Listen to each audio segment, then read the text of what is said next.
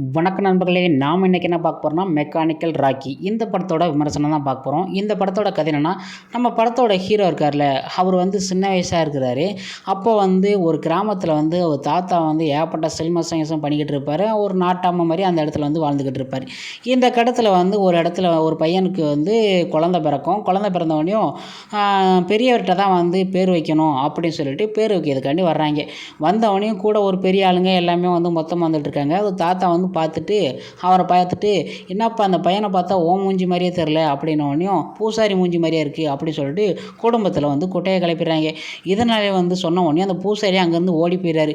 பூசாரி ஓடி போன உடனே ஊர் மக்கள் எல்லாருமே என்னடா இப்படி பண்ணிட்டு கடைசியில் பூசாரிக்கிட்டே பொன்னாடி பெற்றிருக்காளே செஞ்சிருக்கான்னு சொல்லிட்டு அவரை அசிங்கப்படுத்துகிறாங்க.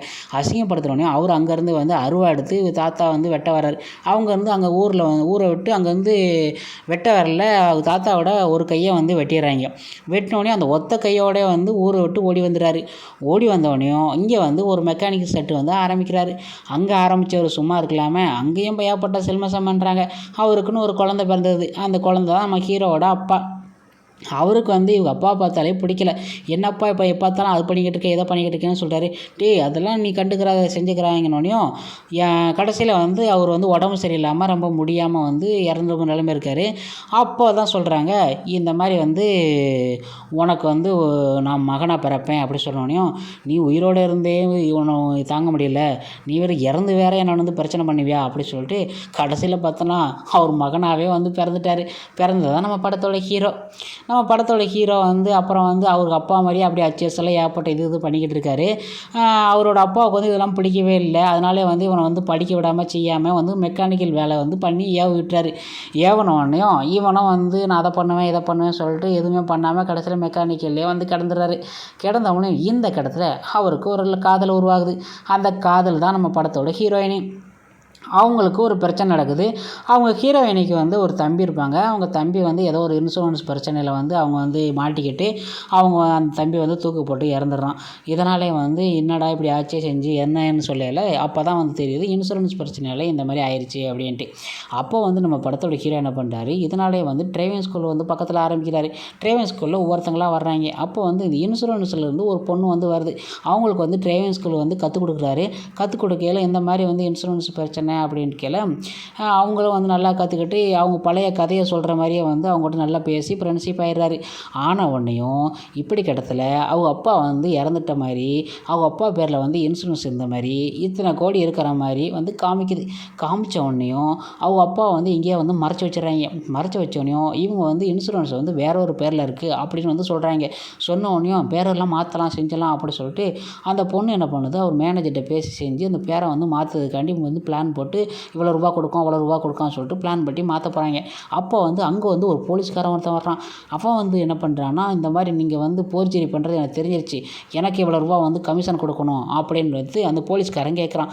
இவங்களும் என்ன பண்ணுறாங்க, மொத்தம் 1 கோடி ரூபாய் இவ்வளோ கமிஷன் கொடுத்தா நம்ம என்ன பண்ணுறது அப்படி சொல்லிட்டு ஹீரோ சொல்லிக்கிட்டு இருக்காரு. அது கொடுத்தா அவனும் வேறு வழி இல்லை அப்படி சொல்லணும். சரின்னு சொல்லிட்டு கொடுக்க முடியும்ட்டார். இந்த கட்டத்தில் அந்த அவங்களோட அவர் மெக்கானிக்கல் வேலை பார்க்குறாருல, அந்த இடத்த ஜீஸ் பண்ணுறதுக்கு ஒரு தண்டல் பண்ணுறதுக்கு ஜீஸ் பண்ணுறதுக்கு ஒருத்தன் வர்றான். அவன் தான் அந்த படத்தோட வில்லன்னு சொல்லலாம். அந்த வில்லன் கடைசியில் ஒரு முக்கியமான ட்விஸ்ட் இருக்குது. அதை நீ படத்தை பார்த்து நீங்கள் தெரியதோட நான் கதை சொல்கிறேன், நீங்கள் கடைசியில் தெரிஞ்சுக்கோங்க.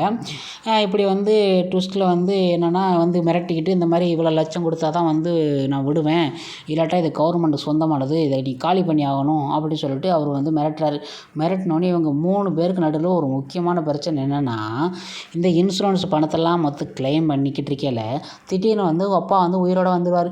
வந்தோடனே இவங்க எல்லாமே என்னடா வந்துட்டானே உயிரோட அப்படின்னு சொல்லிட்டு பணத்தை தராமல் 3 பேரும் ஓடுறாங்க.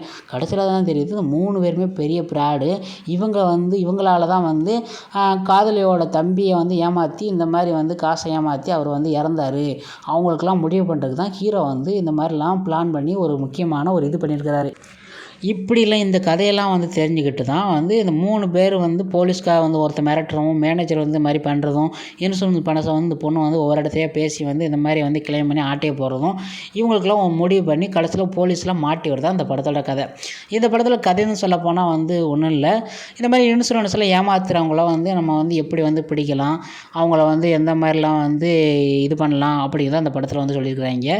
இந்த படத்துக்கு ரேட்டிங் சொல்லப்போனால் நான் 5க்கு வந்து 2.5 தான் கொடுப்பேன். அந்தளவுக்கு இந்த படத்தில் வந்து ஒருத்தும் கிடையாது, ஒன்றும் கிடையாது. ஹீரோவுக்கு அந்த அளவுக்கு ஒரு மாசும் கிடையாது. வில்லனாக வர்றவன் கடைசியில் பார்த்தா ஹீரோ செட் பண்ண ஆளாக தான் இருப்பான். அந்தளவுக்கு இந்த படம் வந்து ஒரு காமெடிங்கிற பேரில் எடுக்கப்பட்ட ஒரு மொக்க கதைன்னு தான் சொல்லலாம். வீக்கெண்டில் ஒரு தடவை போரடித்தவங்க பார்த்து என்ஜாய் பண்ணுற ஒரு மூவி தான். ஓகே ஃப்ரெண்ட்ஸ், உங்களுக்கு நம்ம வீடியோ பிடிச்சனா மறக்காமல் சேனலில் சப்ஸ்கிரைப் பண்ணுங்கள், லைக் பண்ணுங்கள், ஷேர் பண்ணுங்கள். கதைன்னு வந்து எடுத்துகிட்டு இப்போ மொக்க கதையாக எடுக்க ஆரம்பிச்சிட்டாங்க. என்ன தான் சொல்லலை, இந்த படத்தை வந்து யார் முள்ளுப்பட்டி நம்ம இவர் தான் எடுத்துருக்கிறாரு, தேஜா தான். அவர் கதைனாலே ஒரு டிஃப்ரெண்ட்டாக இருக்கும்னு தான் நினச்சிருப்போம். ஆனால் இந்த படத்தில் வந்து ஒரு மொக்க கதையை கொடுத்துருக்காரு. ஓகே ஃப்ரெண்ட்ஸ், நீங்கள் நெக்ஸ்ட் வீடியோவில் சந்திக்கலாம். நன்றி, வணக்கம்.